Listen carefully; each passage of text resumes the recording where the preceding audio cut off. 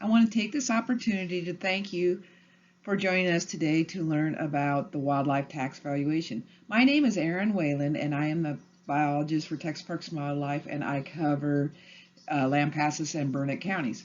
Today, I'm just going to give a brief overview about the wildlife tax valuation in regards to its history, the requirements, and the application process.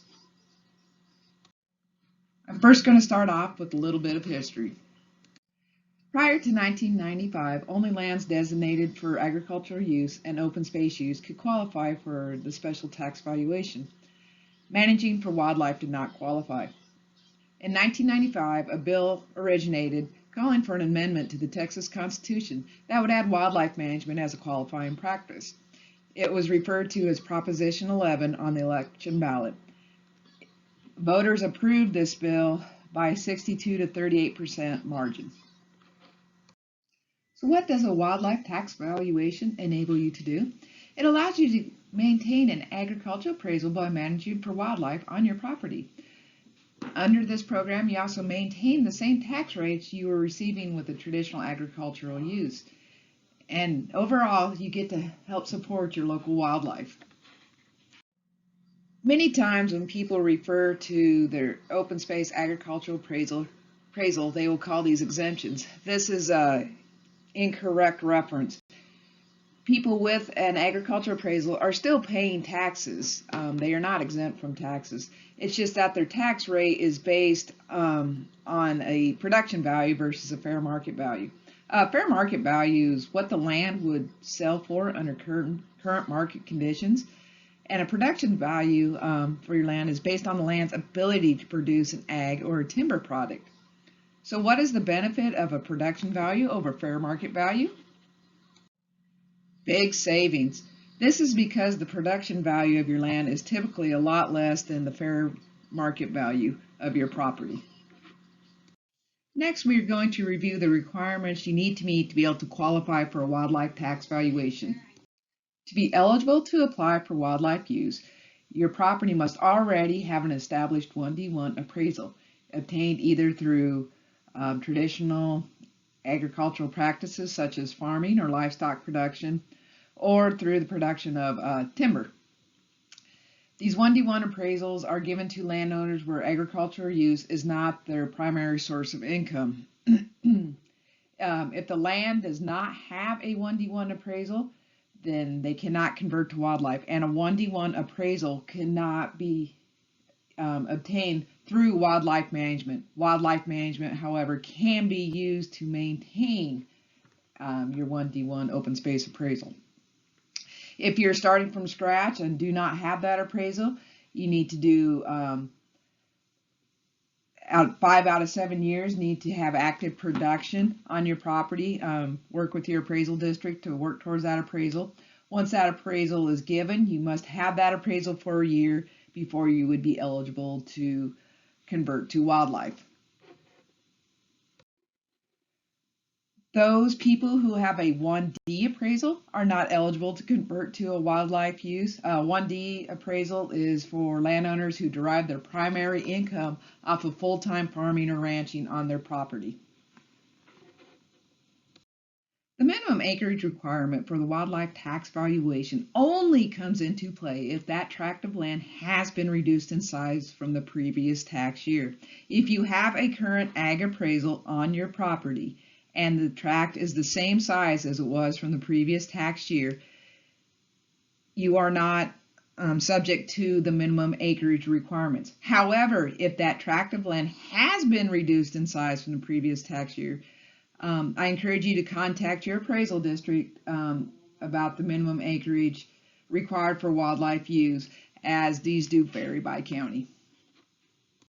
Under wildlife tax valuation, you are declaring that the primary use of your property will be for wildlife management, and this tract of land is to be actively managed to sustain a breeding, migrating, or wintering population of indigenous wildlife. Indigenous just means native.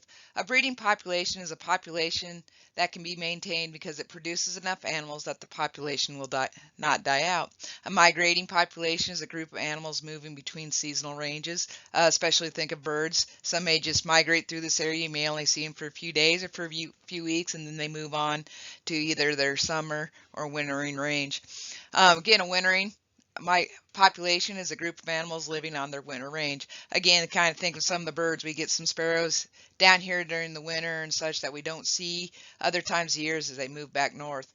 Even birds that we have here year round, it's not necessarily the same population, especially doves. The doves you see right now are most likely not the same doves, individual doves that you will see later in the summer. Again, the management of this indigenous or native wildlife population must be produced for human use. And this human use can include being for food, medicine, or recreation. So recreation can include, I enjoy seeing wildlife. I like seeing birds as I drink my coffee in the morning. Under the wildlife tax valuation, even though the primary use of your land is to be for managing wildlife, you still are allowed to do some secondary uses of that land, as long as these uses do not interfere with wildlife management practices or they are not detrimental to your targeted wildlife species. For example, grazing is one of those tools. When used properly, can be very beneficial for wildlife. So you can still graze areas. You're not under the minimum intensity standard that you would be if for under traditional ag and livestock production. However, grazing can also be abusive to the land if it's not done properly. So if you're not allowing the range to recover adequately, the grasses to recover adequately from grazing and to regrow and stuff, that can be detrimental. It can be detrimental to the species you're managing for, and you would be violating that primary use. And we are headed into the final section of this talk, which is just overviewing the application process. As you start to develop your application and your management plan, it's important to identify what your target species is going to be and what management practices you're going to employ and how those management practices will affect your target species. Again, when trying to decide a target species, you want something that's going to be relevant to your property. One, it has to be a native species. You cannot manage for axis deer on your property. That is an exotic species. However, if you only have 10 acres, managing for deer on 10 acres isn't really feasible either, just because of the size of the deer and the size of their home ranges. Deer tend to have a home range of about a square mile. So while deer may be on your 10 acres, you're not necessarily managing the population on that 10 acres because they're also using your neighbor's property as well. So something on 10 acres, trying to get something that would be relevant for your 10 acres would be something like songbirds or even pollinators. And also, you also want to look, when it comes to management practices, what management practices can you do to help those species? And if you can answer the questions on what management practice I'm going to do, how they're going to affect my targeted species, you have a stronger plan. And if you ever do get questions from the appraisal district, you can answer those questions. It just shows a stronger commitment to what you are doing. Again, when you're trying to pick, practices, you want stuff that's relevant to your property. If you own a rocky hillside, disking may not be a feasible practice. However, if you've got some bottomland riparian areas that have some deeper dirts, that may work. Or if you're in somewhere like the Blackland prairies, disking can be a very useful tool. So again, it's going to be knowing a little bit about your property and a little bit about the species that you're managing for when it comes to picking a target species and selecting your management practices. When identifying management practice to do, keep in mind that you must complete at least 3 activities. So basically, activities must fulfill at least 3 of the following 7 categories. 1 activity at least in 3 of the 7 categories. And these 7 categories activities are habitat management, erosion control, predator control, providing supplemental water, providing supplemental food, providing supplemental shelter, and performing census counts or surveys. Now, you can do multiple activities under a category, but you're not going to get extra credit. However, one thing I'm going to point out is you may see the same activity under different categories, such as range enhancement. You can see that under habitat control and under providing supplemental food. You can't just do one activity and get multiple credit for multiple categories for doing the same activity. So understand that. And again, you have to get at least one management activity in 3 of the categories for a total of 3 activities.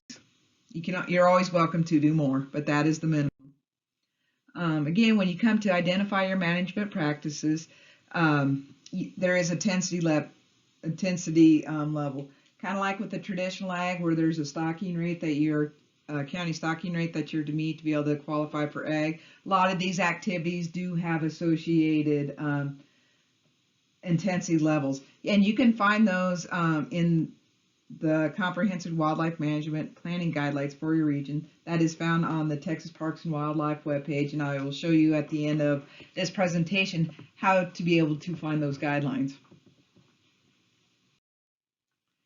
So when you're trying to identify management practices, how do I know what practices to do?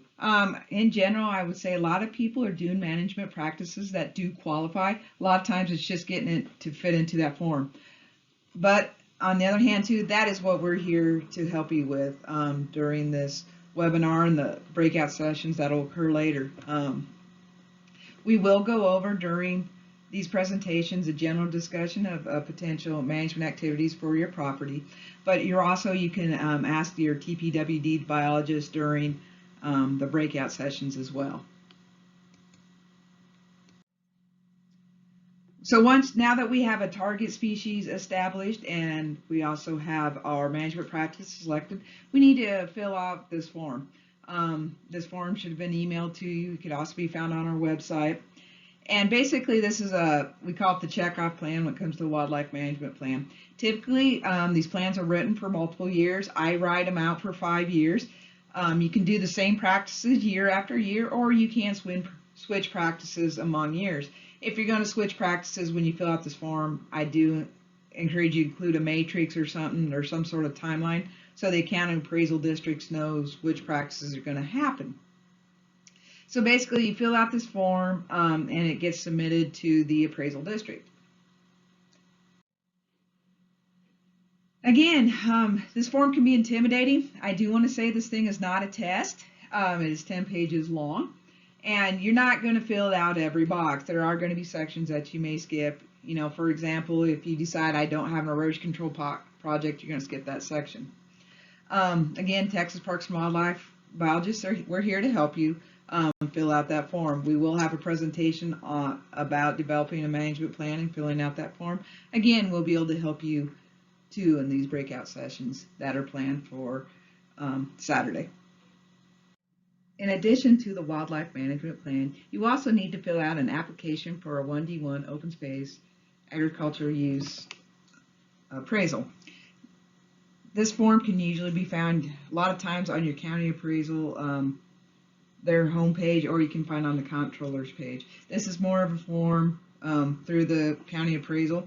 We may be able to answer some general questions on it, but if you have specific questions on this form, I do encourage you to contact your county appraisal district.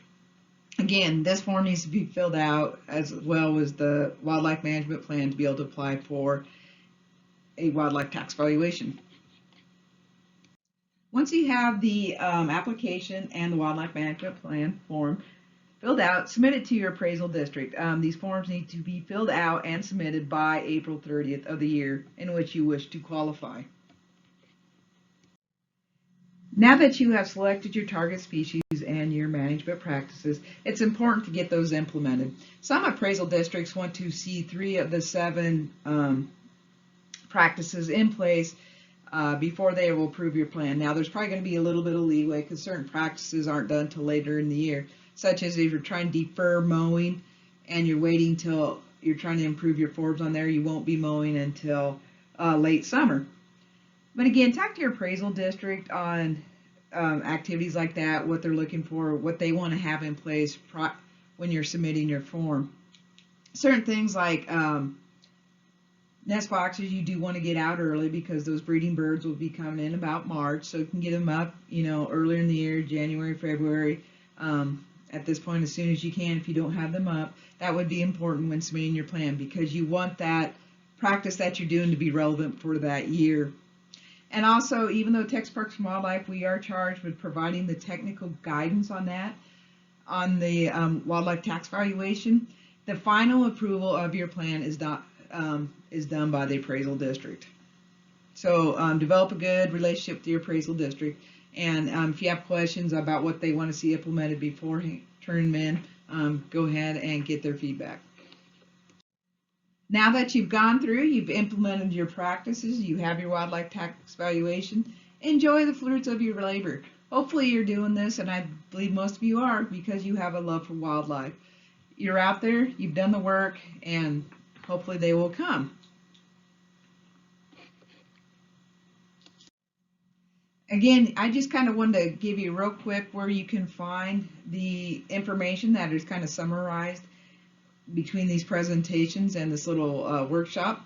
If you go to our main page, the Texas Parks and Wildlife main page, the address is up here at the top. You'll see a black runner that runs across our web page, and if you go there, and you'll see land is listed. If you click on land, it brings out a drop-down message. If you click on land and the drop-down, you'll see private lands. Go ahead and click on that private lands. That will bring you to the private lands and habitat program page. And under here, if you look right down the middle of the page, you'll see agricultural tax appraisal based on wildlife management. You can also find it on the column to the left. It's the second thing, agricultural tax appraisal. Go ahead and click on that, and it will take you to the agricultural tax appraisal page. And on this page, you can find the guidelines for qualification. You can find a bunch of information about the wildlife tax valuation. Again, a lot of this we kind of summarize throughout these presentations for this workshop. Also, if you're unsure what county, what it falls under when it comes to guidelines, there is a map on this page. You can't see all of it, kind of got cut off, but each county belongs to a certain ecoregion or whatever, and it's listed on that map. But if you would scroll down further down that page, you will find the guidelines specific to each one of those regions. And within the guidelines, it will list the intensity standards for each management activity. But again, we're just kind of going to summarize this, but if you want more in-depth learning, this is where you can go to find it.